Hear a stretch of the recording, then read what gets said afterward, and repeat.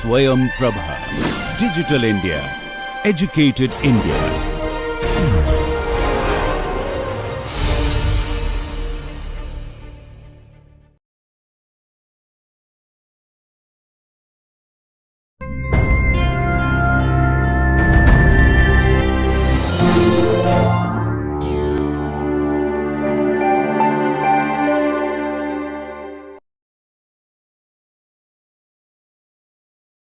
Hello and welcome to today's session of the course History of English Language and Literature.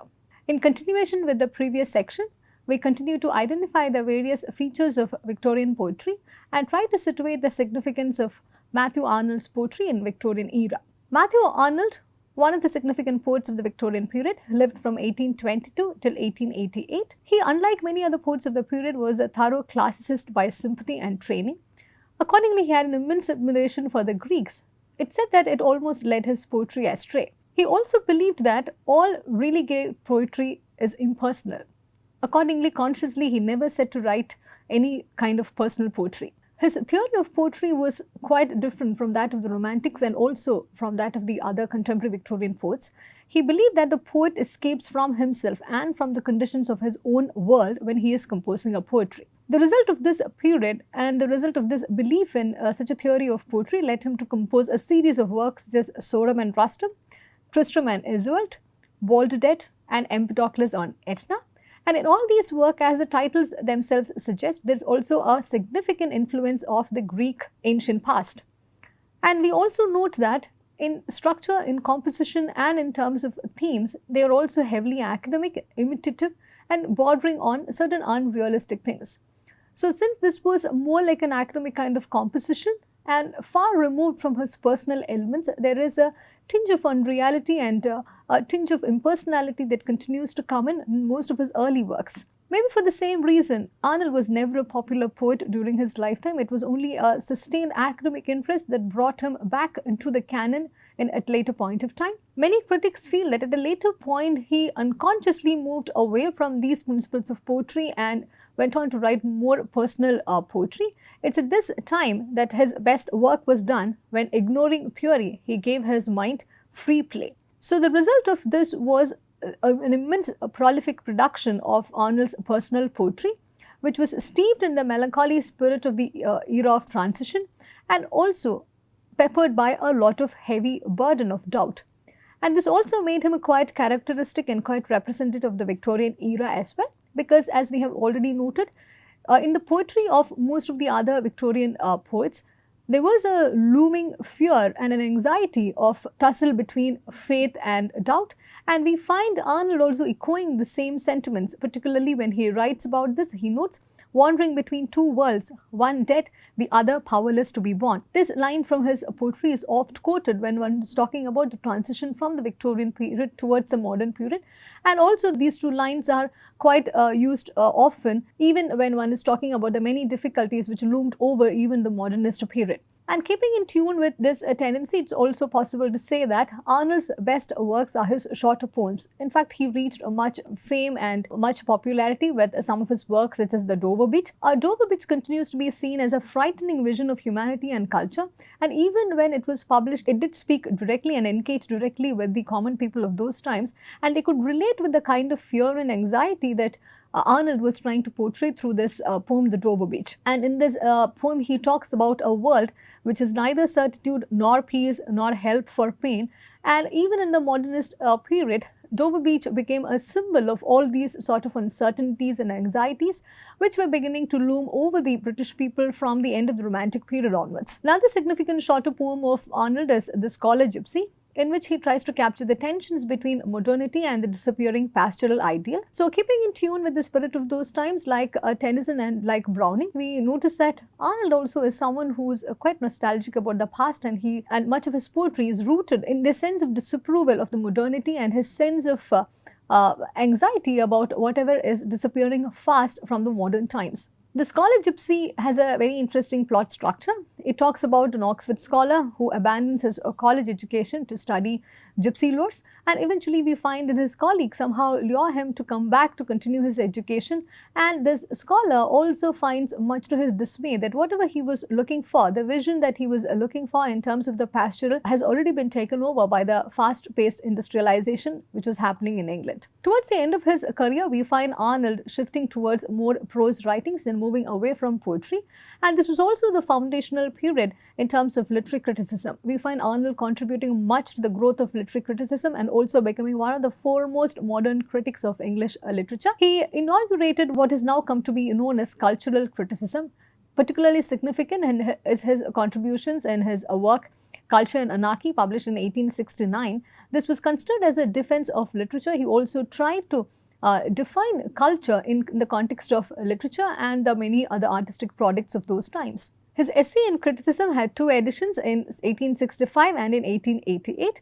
It was followed by the study of poetry in 1880. In both these works, he spoke about what has later become quite significant in the literary critical methods. He believed that certain poets provided the standards by which all subsequent literature could be judged.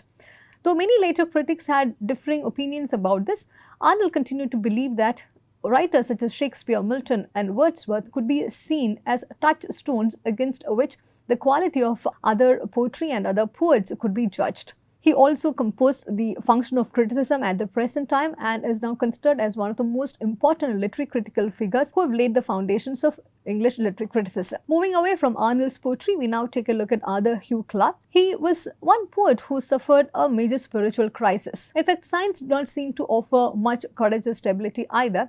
So he was one of those rare poets who lost his faith both in religion and also in the scientific aspects of those times. So left with any kind of anchor to hold on to, we find him composing two important works, The New Sinai, in which he rejects science, and East Day, in which he rejects the very event of resurrection itself. So with this rejection of Christianity and the rejection of science, he tries to look for other kinds of inspiration and other kinds of anchors, which he finds a little bit in the love poetry that he composed, the Botty of Tobana Wallick. We find him turning towards a more romantic kind of writing, because much of his later poetry was dominated by great visual imagery and natural scenes. So we cannot really consider him as a true Victorian poet in that sense, but nevertheless it's possible to do so, because this shift towards the early romantic period was also because of the dilemma and the confusion that he faced because of the tussle between science and faith.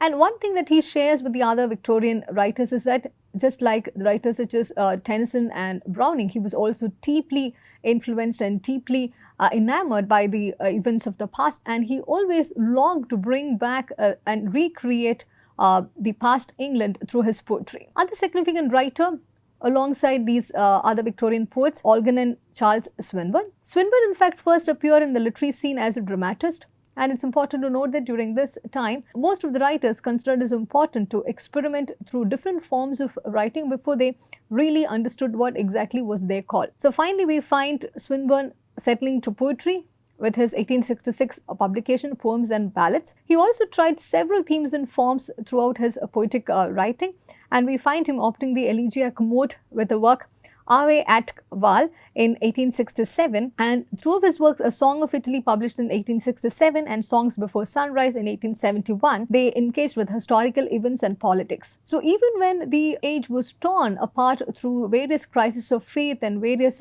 difficulties in terms of personal belief systems, we find some of the writers such as Swinburne focusing on the historical events and politics of those times as well. We shall also be coming back to take a detailed look at Swinburne when we look at pre-Raphaelite poetry. James Thomson was another writer who wrote a series of poems under the title The City of Dreadful Night. It was first published in 1867, and later a book form was released as a series during the time 1870 and 74. In this particular work, we find him presenting a searing portrait of modernity, and we also notice that from the end of the 19th century onwards, again a kind of transition is being signaled towards the new phase, the modern phase or the modernist phase. And we also find writers such as James Thomson anticipating the dystopic visions of Eliot and other modernists who were to start writing from the 20th century onwards. And one of the most significant opening lines of James Thomson's work is As I Came Through the Desert in which he talks about the contemporary period as a desert. Edward Fitzgerald's contribution to English literature is of immense importance. He is best known as the translator of Omar Khayyam's Persian work Rubaiyat in 1859, and this was a work which enabled a revival of interest in the Oriental. And we noted even in the one of the previous sessions that there was a growing interest in what is now understood as the Oriental fiction. In this work, we find him introducing to the English readers a world loaded with images of Arab excesses, luxury and wealth. And Rubaiyat, though it reached the English world through the translation, it also became hugely successful and immensely popular. And in this work, there was also, in stark contrast to the looming melancholy of the times, there were elements of desire, merrymaking, mortality and hedonism. So it also came as a welcome relief to the other kinds of poetry which were talking about the tussle between faith and reason, and also the various difficulties that people were facing in terms of their engagement with the belief systems that they had. When one engages with the exaggerated metaphor and image of Rubaiyat, which is also preserved in the translation of Fitzgerald, one is also forced to recall the English metaphysicals who lived in the earlier time. It's one more thing that markedly defines the translation of Rubaiyat. 1857 significantly also was the year of publication of Darwin's On the Origin of Species, and this work was to forever alter the ways in which thinkers and the writers and even the common man was to understand many things about their own selves. So with this note, we begin to wind up today's session, and we look forward to seeing you in the next session. Thank you for listening.